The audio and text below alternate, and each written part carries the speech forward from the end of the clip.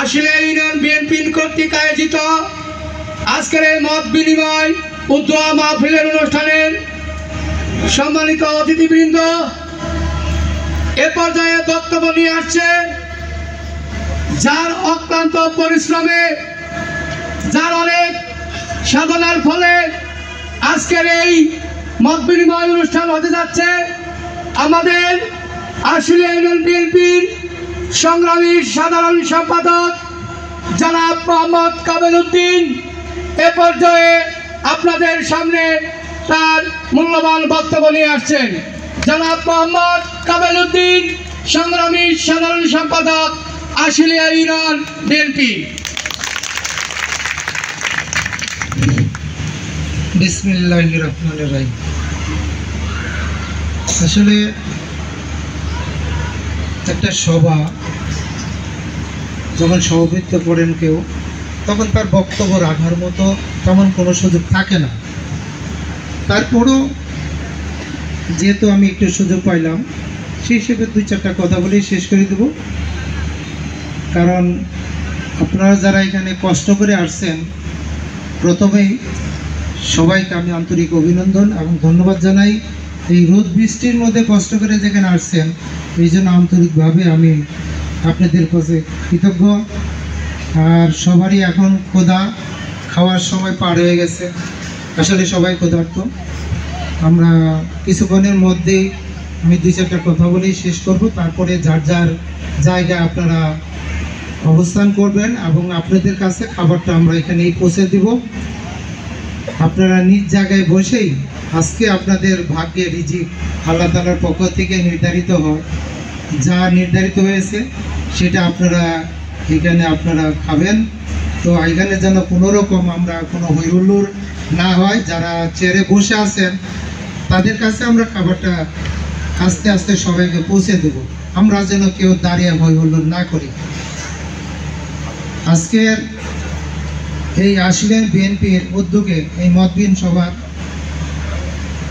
সম্মানিত শ্রদ্ধাভাজন আমার মুরব্বী এবং দীর্ঘদিন আশুলিয়া বিএনপির সভাপতি হিসেবে দায়িত্ব পালন করতেছেন আমাদেরই এক বড় ভাই আকম শামসুদ্দিন চৌধুরী ভাই। উনি আসলে শারীরিকভাবে একটু অসুস্থ, এই জন্য উনি আজকে এখানে আসতে পারেন নাই।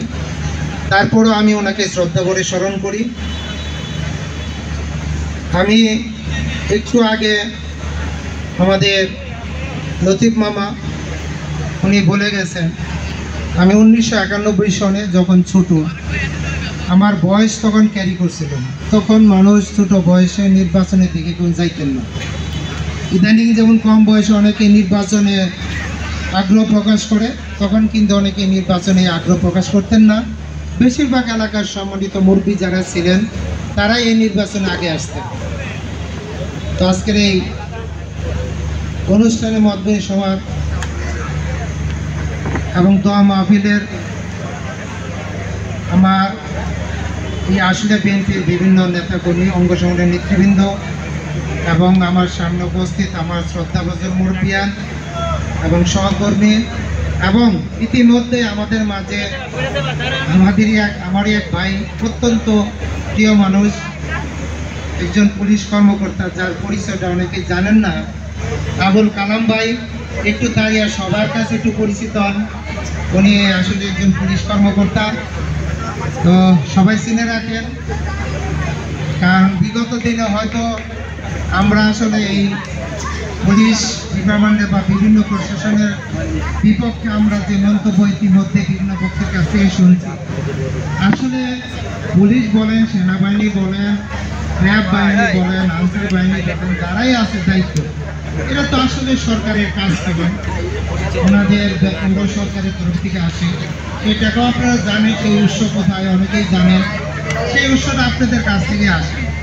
ওনাদের তো ওরা হুকুমের চাকর, হুকুমের গোলাম, যা বলেন না করে কোনো উপায় নাই। এই জন্য ওনাদের আমরা দোষারোপ না করি।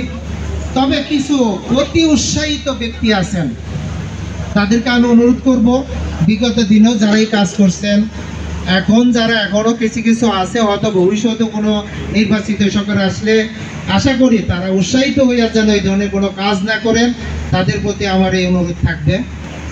তা আসলে এক ভাইকে সবাই খারাপ না, একটা পরিবারের মধ্যে সবাই যেমন ভালো তার মধ্যে কেউ একটু খারাপও থাকে। তা আমরা সেই হিসাবে সবাইকে সেই চোখে যেন দেখি, আমরা এক ভাইকে কাউকে যেন খারাপ দৃষ্টিতে বা কুদৃষ্টিতে না দেখি। তো আমার এখানে আমরা এসব যারা আসছেন এই বৃষ্টির মধ্যে রোদের মধ্যে অপেক্ষা করে বৃষ্টিতে ভিজে আবার সামনে যারা বসে আছেন অনেকে আমাদের প্রাপ্য সম্মানটা আমি দিতে পারি নাই, এই জন্য আমি আপনাদের কাছে ক্ষমা প্রার্থী। আমার পিছনেও যারা এখানে বসে আছেন অনেক মুরব্বী, তারাও এখানে আসলে সত্যিকারে আমার বিগত যারা বক্তা আছেন তারা কিন্তু বলে গেছেন সত্যিকারে বাংলাদেশ জাতীয়তাবাদী দলে বিশ্বাসী যারা তারাই আজকে এখানে আসছেন কষ্ট করে, নয়তো এখানে আসতেন না। কারণ এখন আমরা যদি একদিকে মনে করি সুসময়, আসলে আমাদের ভারপ্রাপ্ত জনাব তারেক সাহেব কিন্তু বলছেন এই সময়টা কিন্তু সুসময় না, এই সুসময়টা আমাদের অর্জন করতে হবে, আমাদের সেই তার দিক নির্দেশনা আমাদের চলতে হবে। তবে আমি প্রথমেই তাকে সত্যিকারের বাংলাদেশের একজন সত্যিকারের রাজনীতিবিদ বলেন, দেশ নায়ক বলেন, আমি তাকে স্যালুট জানাই। কারণ তার বক্তব্যে আজ পর্যন্ত আপনারা জানেন তার বক্তব্যের মধ্যে কোনো রকম কুরুচিপূর্ণ বক্তব্য অথবা উস্কানিমূলক কোনো বক্তব্যের কোনো আলোচনা বা কথা আপনারা কিন্তু তার কাছ থেকে শোনেন নাই। ইতিমধ্যেই হয়তো আমার দলেও কিছু থাকে জানি, অন্য অন্য দলও যা দেখেছেন তাদের প্রত্যেকটা কথার মধ্যে উস্কানিমূলক বক্তব্য, বিশেষ করে বিএনপির পক্ষে একটা ষড়যন্ত্র চলছে যেন আগামী দিনে মানুষ বিএনপিকে যেভাবে ভালোবাসেন সেই বিএনপি মানুষের কাছ থেকে যেন দূরে সরিয়ে নিতে পারে সেই চেষ্টা তারা একটা পায়তারা করতেছে দীর্ঘদিন যাবৎ। যার জন্য আজকের যেই সরকার আছেন সেই সরকার কি একটি শান্তি শৃঙ্খলা ফিরে আনা, একটা সুষ্ঠু নির্বাচনের ব্যবস্থা করে একটা নির্বাচন দেওয়া, কিন্তু সেই নির্বাচন যিনি বারবার কিন্তু সময় দেওয়ার পরও খালি বিলম্বিত করছেন। কারণ তার বিপক্ষে আজকে দেখেন এই জুলাই এবং আগস্টের যে না যারা নেতৃত্বে যারা আজকে দাবি করতেছেন, আজকে যদি আমি সেই কারণে বলি তাদের সেই নেতৃত্ব আমি আসলে বলি না, সেটা আমি কৃতজ্ঞতা ভরে স্মরণ করি তাদেরকে, তারা আজকে নেতৃত্ব দিয়েছে।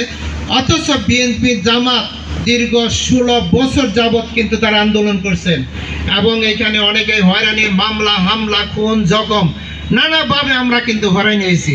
সপ্তাহে এমনও দিন গেছে 7 দিনে আমাদের 3টা হাজিরাও দেওয়া লাগছে। তাইলে আমাদের মতো 3 মূল পর্যায়ে একজন কর্মী যদি সপ্তাহে 3টা হাজিরা দেওয়া লাগে, তাহলে আমাদের সিনিয়র নেতৃবৃন্দের অবস্থা আপনারা একবার চিন্তা করেন।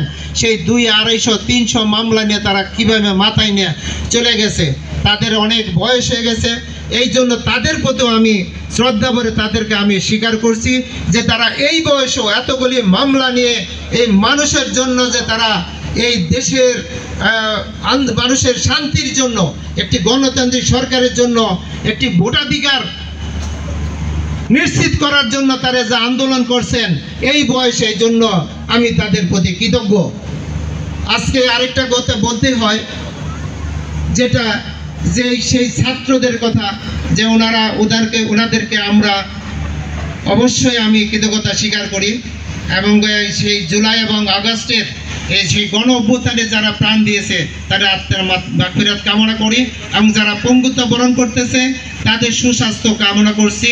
এবং কিছুদিন আগে মাইলস্টোন কলেজে যে অনাকাঙ্ক্ষিত বিমান দুর্ঘটনায় যে ছোট ছোট বাচ্চা, গার্ডিয়ান এবং শিক্ষক এখানে প্রাণ হারিয়েছে তাদের আত্মার মাগফিরাত কামনা করছি এবং যারা আজকে মেডিকেলে মৃত্যুর যন্ত্রণায় কাতরাচ্ছে তাদের সুস্বাস্থ্য কামনা করছি। আরেকটা বিষয় হলো আপনার নিবেদিত প্রাণ আজকে সুসময় আসছে, আমরা এই কথা বলে থাকি বিএনপির। সুসময় তো তখনই আসবে যখন একটা নির্বাচিত সরকার আসবে, সেই সরকার সেই দায়িত্ব যদি বাংলাদেশ জাতীয়তাবাদী দল অর্জন করতে পারেন এবং এই দেশটাকে সুন্দরভাবে মানুষের গণতান্ত্রিক অধিকার, মৌলিক অধিকার ফিরিয়ে দিতে পারেন এবং মানুষের সেই ভোটাধিকার ফিরিয়ে আনতে পারেন এবং নিশ্চিত করতে পারেন, সেদিনই আমাদের সুসময় আসবে। আজকে কি আমাদের সুসময়? আমাদের আজকে কিন্তু সুসময় না। তবু আমি মনে করি দুঃখে এবং কষ্টের মধ্যে বলতে হয় যে আজকে আমাদের দলের মধ্যে অনেক ব্যক্তি আছে ইতিমধ্যে মনে করছে যে দীর্ঘদিন পরে নদীর চর জাগলে যেমন সেই জমির জন্য মারামারি হানাহানি কাটাকাটি চলে না, ঠিক এমনি একটা পর্যায়ে আমরা কিন্তু অনেকেই এর মধ্যে সম্পৃক্ত আছি। আমি অনুরোধ করবো তাদেরকে, আজকে আপনার এই কাজটাতে আপনারা যেন আর না যান, যারা গিয়েছেন তারা সেখান থেকে ফিরে আসেন এবং সেটা ভালো রাস্তায় আমাদের এই দলের জন্য আমরা সবাই সম্মিলিতভাবে একত্রিতভাবে দেশের মানুষকে আমরা বোঝানোর চেষ্টা করি, যেটা আমাদের দেশ তারেক রহমান সেই 31 কর্মসূচি যেটা ঘোষণা করেছেন, যেটা দেশের একটি সার্বিক রাষ্ট্রনায়ক হিসেবে যেটা উনি ঘোষণা করেছিলেন, যেটা মানুষের কল্যাণে বিভিন্ন মৌলিক অধিকার বাস্তবায়নে কাজ করবে, সেটা আমি সাধারণ মানুষকে ভোটারকে যেন আমরা বোঝাইতে সক্ষম হই। তখনই মানুষ এই বাংলাদেশের এই বিএনপি বা বাংলাদেশ জাতীয়তাবাদী দলের পক্ষের দিকে তাকিয়ে আছে। শহীদ জিয়া যখন 1981 সনে কিছু আতাতের গুলিতে যখন তিনি নিহত হন, তখনও কিন্তু মানুষের বুক থেকে এই ফ্যাসিস্ট সরকার দীর্ঘদিন এই 16 বছরের অত্যাচারও কিন্তু মানুষের মন থেকে তার নামটা কিন্তু মুছে ফেলতে পারেন নাই। আপনারা জানেন যে আমাদের জাতীয় সংসদ ভবনের পিছনেই তার সমাধিস্থল, সেটা কিন্তু সেখান থেকে উঠে দেওয়ার জন্য বহু পায়তারা করেছিল, আপনারা জানেন, কিন্তু কই সেটা কিন্তু তারা পারেন নাই। মানুষের মনতে তাকে বোঝা তো কষ্ট নয়। তিনি 19 দফা কর্মসূচি নিয়ে এই দেশের যখন একটা বিভীষিকাময় অবস্থান ছিল, তখন এই দেশের মানুষের হাল ধরেছিলেন, তখন সেই 19 দফা বাস্তবায়ন কর্মসূচি পালনের জন্য উনি নিজের জীবন পর্যন্ত দিয়েছেন। ঠিকই তার উত্তরসূরি হিসাবে দেশ নেত্রী বেগম খালেদা জিয়া ঠিক জাতির একটা সংকট মুহূর্তে উনি সেই গড়ের ভিতর থেকে এসে দেশের এই হাল ধরেছিলেন। উনি দেখেন মিথ্যা মামলায় দীর্ঘ 5 বছর জেল খেটেছেন, তাকে চিকিৎসার জন্য দেশের বাইরে যেতে দেওয়া হয় নাই। আজকে মানুষ কিন্তু তাকে শ্রদ্ধা ভরে স্মরণ করে। আজকে আমরা তার জন্য, তার সুস্বাস্থ্য দীর্ঘায়ু এবং তার সুস্বাস্থ্যের জন্য আমরা সবাই মিলে আন্তরিকভাবে নামাজ পড়ে আমরা যেন সবাই সবসময় দোয়া করি। সেজন্য সে দেশের জন্য যে কাজ করেছেন, দেশের ভবিষ্যতের জন্য, নিজের মঙ্গলের জন্য উনি কিন্তু দেশ ছাড়তে বাধ্য হন নাই। তাকে অনেক প্রপোজাল দেওয়া হয়েছে। তার 2টা ছেলে তারেক রহমান, আরাফাত রহমান কোকো, তার সেই ছেলে মৃত্যু যন্ত্রণা সহ্য করে দেশের মানুষের জন্য তিনি জেল কেটেছেন মিথ্যা মামলায়।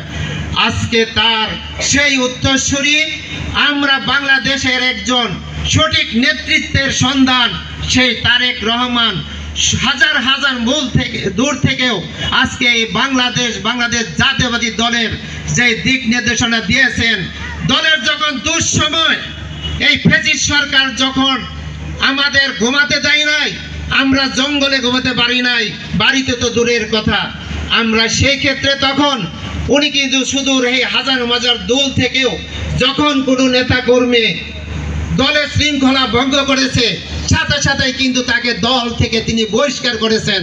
কিন্তু দলের চেয়ে সেটা যেন ব্যক্তির চেয়ে দল বড়, দলের চেয়ে তিনি দেশের চিন্তা করে কাজগুলি করেছেন। ঠিক আমরা আসুন, আমরা সম্মিলিতভাবে আমরা ঠিক আগামী দিনে বাংলাদেশ জাতীয়তাবাদী দল যদি এই সরকার সুস্থ ডিসেম্বরের মধ্যে একটা নির্বাচন দেন এবং অন্তত ফেব্রুয়ারির মধ্যে সেই নির্বাচনের ওয়াদা যদি পূরণ করেন, তাইলে আমরা মানুষের সাথে কাঁধ মিলিয়ে আমরা মানুষকে যাতে বুঝিয়ে আমরা বাংলাদেশ জাতীয়তাবাদী দলের পক্ষে আমরা ভোট নিয়ে যেন আমরা নতুন একটা সরকার গঠন করতে পারি তারেক জিয়ার নেতৃত্বে, এবং তারেক জিয়া যেন বাংলাদেশে ফিরে এসে এই দেশের হাল ধরে মানুষের মৌলিক অধিকারগুলি ফিরে দিতে পারেন, সেই প্রত্যাশায় আমরা আগামী দিনের কাজগুলি আমরা যৌথভাবে করব। আপনারা রাজি আছেন? রাজি থাকলে সবাই পিছনে যারা আছেন হাত তুলে দেখান। আমরা দলের জন্য কাজ করব, আমরা নিজের জন্য কেউ কাজ করব না।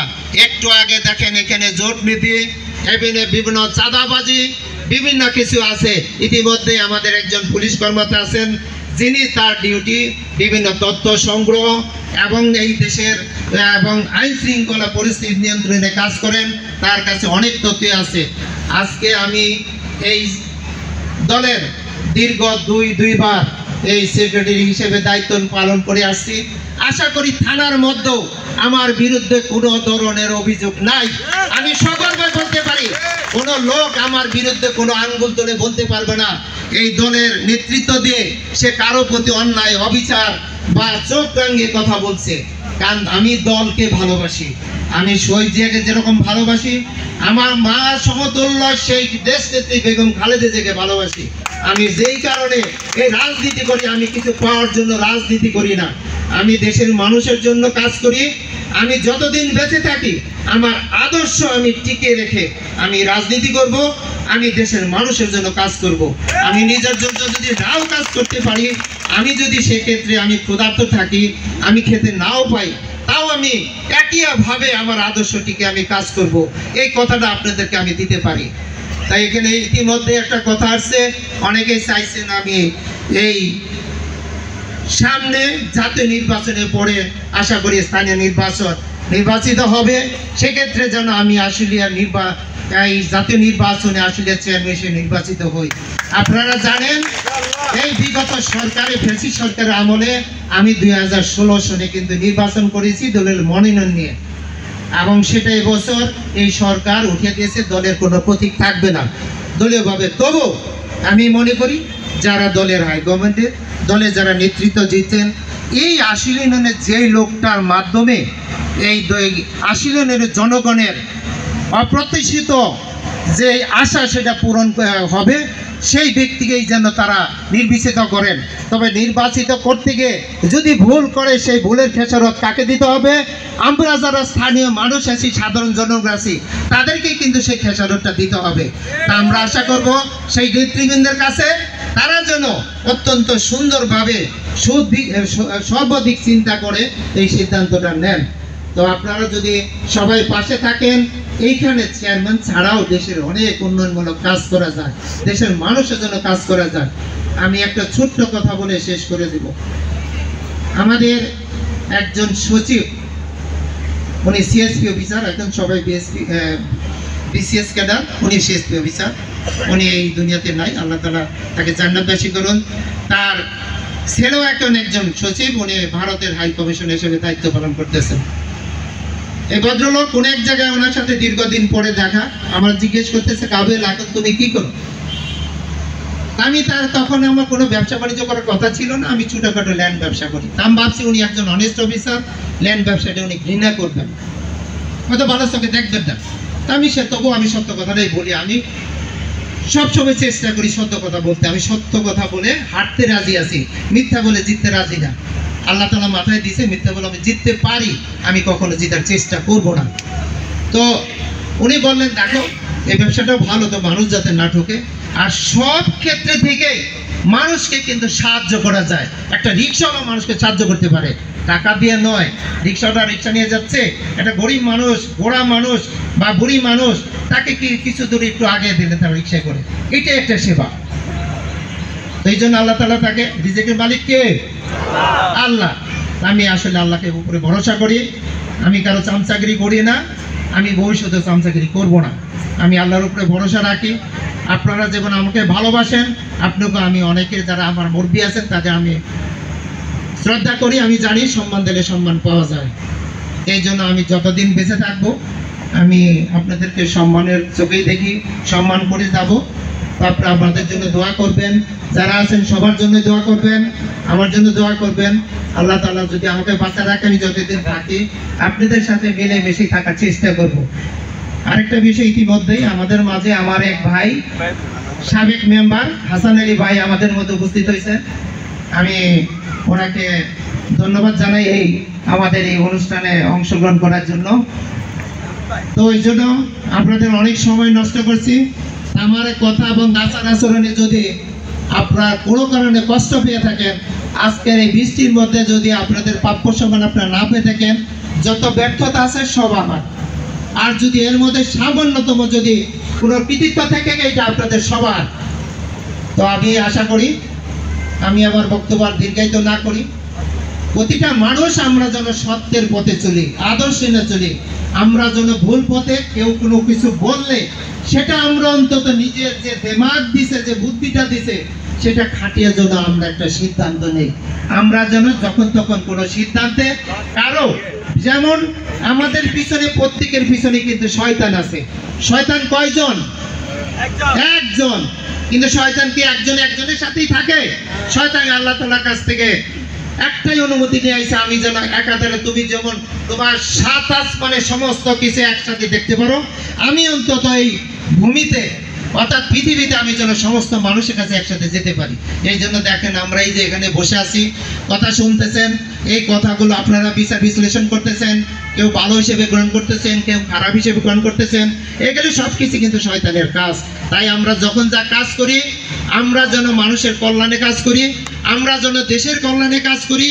এই জন্য পরিশেষে আমরা যেন আমাদের এই বাংলাদেশ জাতীয়তাবাদী দলের আমরা কল্যাণে কাজ করি, কল্যাণে যেন কাজ না করি, নিজের পকেটটা যেন আমরা না ভরি। ধন দৌলতের মালিক আল্লাহ, দেওয়ার মালিক আল্লাহ।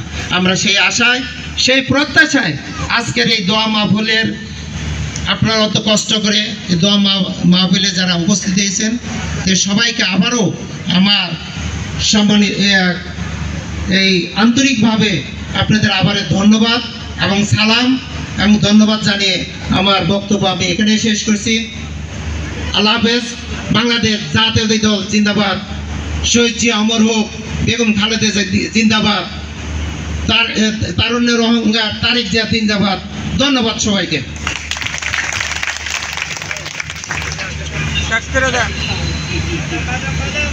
আপনারা